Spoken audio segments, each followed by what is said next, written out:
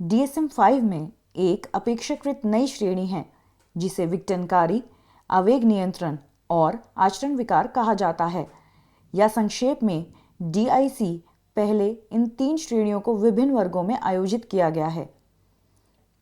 इस एक साथ लाए गए श्रेणी में कई विकार शामिल हैं, जैसे कि ऑपोजिशनल डिफाइंड डिसऑर्डर आचरण विकार, असामाजिक व्यक्तित्व विकार, इंटरमिटेंट एक्सप्लोसिव विकार, साथ ही अन्य आवेग नियंत्रण विकार जैसे कि पायरोमेनिया यानी आग लगाने की इच्छा और क्लेप्टोमेनिया अनिवार्य इच्छा चोरी करना। इन सभी विकारों के माध्यम से चलने वाला सामान्य धागा ये है कि वे सभी आवेगपूर्ण व्यवहार या आत्मनियंत्रण की कमी को शामिल करते हैं। ये विकार बचपन या किशोरावस्था में शुरू होते हैं और वयस्कता में बने रहते हैं। ODD डिफाइंड व्यवहार से परिभाषित होता है, जो लगातार और दृढ़ इच्छा शक्ति, भावनात्मक, व्यवहारिक और संज्ञानात्मक पैटर्न के संदर्भ में सोचा जा सकता है। ODD वाले व्यक्तियों में भावनाओं की विकृति होती है, जो दूसरों के प्रति जलन और आक्रोश की भावना पैदा कर सकती है, जो आगे चलकर बहस, नाराजगी और शिक्षकों जैसे प्राधिकरण के आंकड़ों के अनुरोधों का पालन करने में इनकार कर सकती है। ODD वाले व्यक्ति अपने परिवार और दोस्तों को जानबूझकर परेशान कर सकते हैं, उद्देश्यपूर्ण तरीके से किसी को भी अपने व्यवहार को नियंत्रित करने की कोशिश कर सकते हैं। संज्ञानात्मक रूप से ये व्यक्ति अक्सर व्यवहार और व्यवहार्यता के एक पैटर्न में आते हैं, यह मानते हुए कि दूसरों को अपने स्वयं के व्यवहार के लिए दोषी ठहराया जाता है।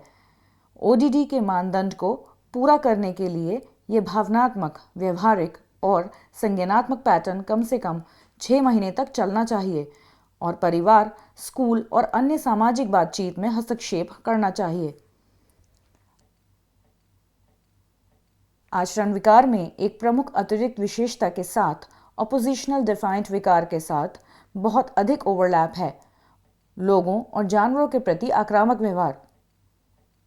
उदाहरण के लिए, आचरण विकार वाले व्यक्ति हिंसक रूप से संपत्ति को नष्ट कर सकते हैं, चीजों को चुरा सकते हैं या पालतू जानवरों पर जानबूझकर नुकसान पहुंचा सकते हैं, जिससे उनके आसपास के लोगों को दुख और निराशा होती है। इन्हें असामाजिक व्यवहार माना जाता है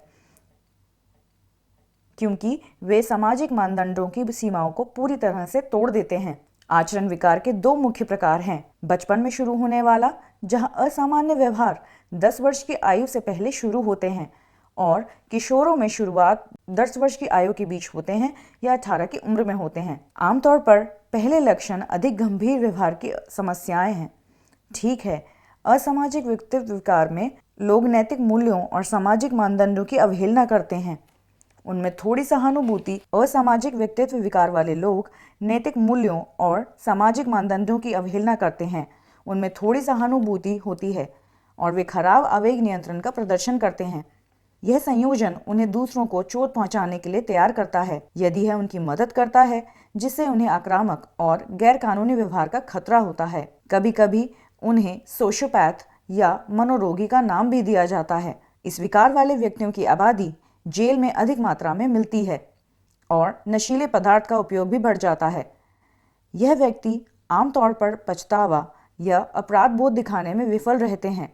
वह दूसरों को होने वाले नुकसान के लिए शायद ही कभी जिम्मेदारी लेते हैं। उन्होंने कहा, वे सतही रूप से आकर्षक हो सकते हैं। वह अक्सर निजी लाभ के लिए दूसरों का हेरफेर करने के लिए इसका इस्तेमाल करते हैं। इस विकार का निदान करने के लिए व्यक्तियों की आयु 18 वर्ष से अधिक होनी चाहिए और आचरण विकार का इतिहास होना चाहिए। दिलचस्प बात यह है कि यह विकार 2 श्रेणियों में फिट बैठता है, क्योंकि यह DSM-5 के व्यक्तित्व विकार में भी पाया जाता है। हालांकि निश्चित रूप से ODD, आचरण विकार और असामाजिक व्यक्तित्व विकार के बीच यह संबंध है। यह ध्यान रखना महत्वपूर्ण है कि ODD वाले सभी व्यक्ति आचरण विकार विकसित करने के लिए नहीं जाएंगे और आचरण वाले सभी व्यक्ति असामाजिक व्यक्तित्व विकार के साथ विकसित नहीं होंगे। एक अन्य विकार इंटरमिटेंट एक्सप्लोसिव विकार या IED है। पायरोमेनिया और क्लेप्टोमेनिया को डीआईसी विकारों के रूप में भी वर्गीकृत किया गया है। आईईडी में तीव्र क्रोध व हिंसा के बार बार सामने आने वाले एक्सप्लोजन्स की विशेषता है। कभी कभी ऐसे व्यक्ति खुद को या दूसरों को चोट पहुंचाते हैं। ये प्रकोप आमतौर पर संक्षिप्त और सहज होते हैं। वे किसी भी वास्तविक या कथित उकसावे की प्रतिक्रिया में प्रकट हो सकते हैं और लगभग हमेशा स्थिति के अनुपात से बाहर होते हैं। आईईडी का निदान करने के लिए एक व्यक्ति की आयु 6 वर्ष से अधिक होनी चाहिए। पायरोमेनिया उन व्यक्तियों का वर्णन करता है जो उद्देश्यपूर्ण तरीके से और बार बार आग लगाते हैं, लेकिन आगजनी करने वालों के विपरीत जो जानबूझकर संपत्ति को नुकसान पहुंचाने के लिए आग लगाते हैं। पायरोमेनिया वाले व्यक्ति एक मजबूरी के रूप में आग लगाने का अनुभव करते हैं। वे आग लगाने के लिए एक मजबूत आवेग महसूस करते हैं और एक बार वे राहत और यहां तक कि उत्साह का अनुभव भी करते हैं। ये व्यक्ति अक्सर आग के साथ कुछ भी करने के लिए तय करते हैं। उदाहरण के लिए वे आग बुझाने वाले स्टेशनों के आसपास घूम सकते हैं या YouTube पर आग के वीडियो देख सकते हैं। क्लेप्टोमेनिया वाले व्यक्ति चीज़ों को चोरी करने के लिए एक मजबूत आवेग महसूस करते हैं। ज़रूरत से बाहर नहीं, लेकिन तनाव से होने वाली खुशी और राहत से वे एक बार कुछ चोरी कर लेते हैं। वास्तव में ये व्यक्ति अक्सर उन वस्तुओं को चुरा लेते हैं जो उनके लिए बहुत कम मूल्य की होती है या ऐसी वस्तुएं जिन्हें वे आसानी से खरीद सकते हैं। आश्चर्य की बात नहीं है, पायरोमेनिया और क्लेप्टोमेनिया दोनों गंभीर कानूनी स्थितियों में डाल सकते हैं। विघटनकारी आवेग नियंत्रण और आचरण संबंधी विकारों के लिए उपचार आमतौर पर दवा उपचार के बजाय चिकित्सा के माध्यम से बदलते व्यवहार पर केंद्रित होते हैं। विशेष रूप से संज्ञानात्मक व्यवहार चिकित्सा को सफल दिखाया गया है।